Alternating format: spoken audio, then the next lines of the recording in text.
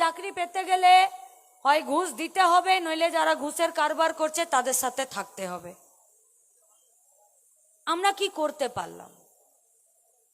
এটা কি শুধু আমাদের রাজ্যের সমস্যা, নাকি এই সমস্যার শেকড় অনেক দূর অবধি আছে? নাকি এই সমস্যার সাথে পশ্চিমবঙ্গে 2011-তে বামেদের সরকারটা চলে যাওয়ার কোনো সম্পর্ক আছে?